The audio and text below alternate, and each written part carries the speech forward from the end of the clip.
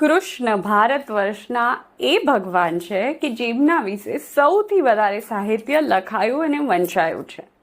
કાવ્ય અને ભક્તિ પદોમાં પણ કૃષ્ણ ભક્તિ છલકાઈને વહી છે. રોજબરોજના જીવનમાં આપણે સૌ દ્રશ્ય અદૃશ્યપણે કૃષ્ણતા અનુભવીએ છીએ. કોઈ મા પોતાના બાળકને વહાલ કરે કે પ્રેમભરી દ્રષ્ટિએ જુએ તો એના મોંમાંથી મારો લાલો કે મારો કાનો જ નીકળે છે. કૃષ્ણના નામનો અર્થ જ એ છે કે જે આકૃષ્ટ કરે, કે જે આકર્ષિત કરે, એ છે કૃષ્ણ. કૃષ્ણ આજથી નહીં, સદીઓથી આકર્ષે છે, કારણ કે તે ઉત્સવ અને ઉલ્લાસના સ્વામી છે. વૈષ્ણવ મંદિર અને ઘરોમાં જે ઉત્સવ ઉજવાય છે તેની સૌની ઉત્કંઠા રહે છે, કારણ કે માણસ માત્રને ઉત્સવ પ્રિય છે. તેને ઉત્સવ ગમે છે, તેને ઉલ્લાસ ગમે છે, તેને ઉત્સાહ ગમે છે. ગુજરાતી સાહિત્યકાર ગુણવંત શાહ એમ કહેતા કે ગોકુળ એટલે પ્રસન્નતા અને ગોકુળ અષ્ટમી એટલે કે જીવનમાંથી અદ્રશ્ય થતી પ્રસન્નતાને બચાવી લેવાનો ઉત્સવ. જીવન એ બોજ નથી, ઉત્સવ છે.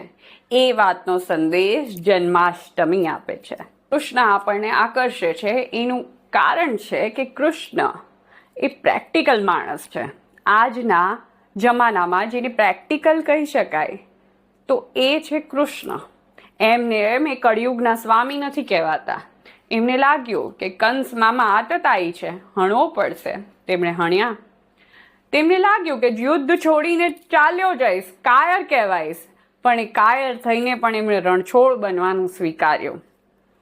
સુભદ્રા અર્જુનને વરસે તો યાદવોમાં સ્પષ્ટ રીતે બે ભાગ પડશે, પણ અર્જુનથી શ્રેષ્ઠ વર સુભદ્રાને નહીં મળી શકે, તો તેમણે એ પણ સ્વીકાર્યું.